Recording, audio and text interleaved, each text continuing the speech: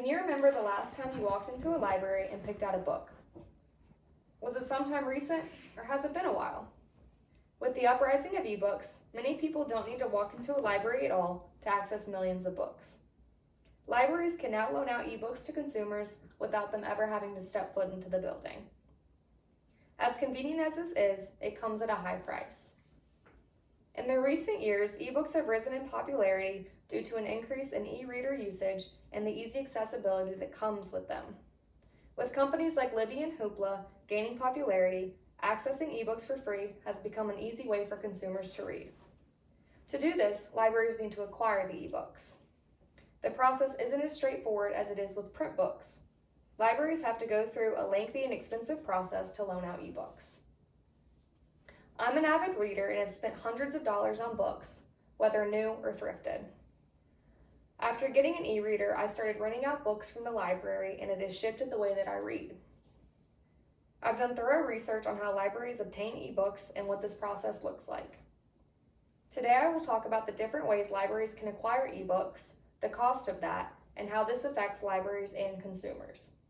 First, we need to understand how libraries obtain the ebooks that they loan out to the patrons. In the article, How Do Libraries Work with eBooks, author Sarah Elliott delves into the different ways libraries can get their hands on ebooks. Ebooks follow a very different process than printed books when it comes to libraries obtaining them. Rather than simply selling the library copies for them to loan out, ebook distribution has a few different ways. According to Elliott, ebooks can be sold to libraries at bulk use prices or through licenses that limit the number of times the book can be loaned out. This comes with restrictions due to the possibility of illegal resale and trading. In an article in The New Yorker, Daniel Gross touches on another element of the ebook distribution process. He talks about how libraries often use the help of a third-party vendor, like Overdrive, to get the ebooks. Gross discusses the first sale doctrine, which applies to printed books and says that libraries have the right to lend the books they purchase to any number of readers at no cost. This doctrine does not apply to ebooks, though, making the purchase of them come with limitations. Instead of selling the ebook itself, Gross says that the publishers sell their digital distribution rights to the third-party vendors who then sell the lending rights to the libraries. They often have limits such as expiration dates. The Associated Press wrote an article that details those limits. It talks about how the digital distribution rights libraries purchase either expire by length of time or by number of loans, whichever one comes first. This means that libraries and readers don't own their ebooks, but rather just the right to access them temporarily. Now that we know how libraries obtain digital distribution rights for ebooks, let's talk about the costs. In the article from the U.S. News, the Associated Press breaks down the cost of ebooks for a specific library, stating that it has spent more than $12,000 over the last 3 years to lease just 276 additional digital titles beyond what patrons can access through a consortium of public libraries. If that same amount had been spent on paper books, it would have covered about 800 titles. Gross touches on this same idea in his article in The New Yorker while discussing a different library, saying that the Denver Public Library in 2020 increased its digital checkouts by more than 60% to 2.3 million. And spent about a third of its collections budget on digital content, up 20% from the year before. He also emphasizes in his article how the digital rights to ebooks cost substantially more than printed books, which can be unsustainable in the long run for libraries. The Associated Press says that many libraries are saying that due to the cost of their ebooks, they are unable to build their library collections. Replacing expired content for some libraries can be a costly amount and exceed the library's budgets. In the same article, they do consider the counter-argument that publishers are making that the per-reader cost is less than the per-reader rate, which justifies all the high prices.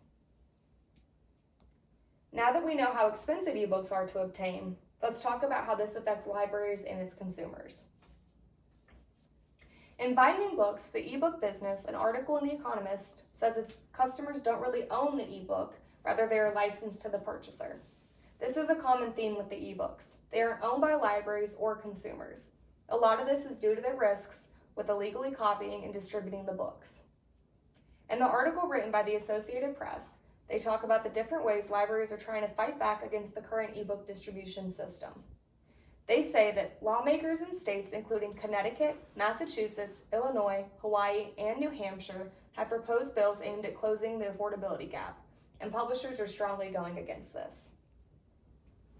From the same article, the Associated Press discussed how Maryland attempted to pass a law to make publishers offer their books reasonably if they were going to be loaned out to the public, but it didn't go through. Some other states are trying to pass similar legislation that eliminates the limitation on the ebooks. Libraries are facing financial issues across the country due to the cost of ebooks, and they're trying to fight back through the legal system. Neither libraries nor consumers really own the ebooks, and the rights they do have for them, they have limitations. Libraries are at risk for going out of business if they cannot maintain the financial costs of ebooks, which are now a large part of their services. If libraries go out of business, consumers will no longer be able to easily access the ebooks, either printed or digital books. Free access to books could potentially diminish down the line if costs for ebooks remain this high. Now that we know how libraries and readers are affected by the current ebook distribution system, let's review. With the rise of ebook popularity, it's important to know the methods libraries take to obtain copies and the costs that come with that. Libraries have different ways of acquiring ebooks, ultimately owning digital distribution rights rather than the book itself.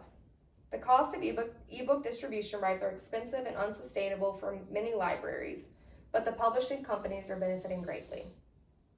Libraries and consumers lose ownership of ebooks and, in simplest terms, are just renting out the rights to distribute the book. Many libraries are fighting back via legislation to try and make obtaining ebooks cheaper and more accessible. The next time you read an ebook you loan from the library, I want you to think about the process and price it took for libraries to be able to loan it to you. While accessible for the common reader, libraries are suffering and facing economic hardships to make this happen.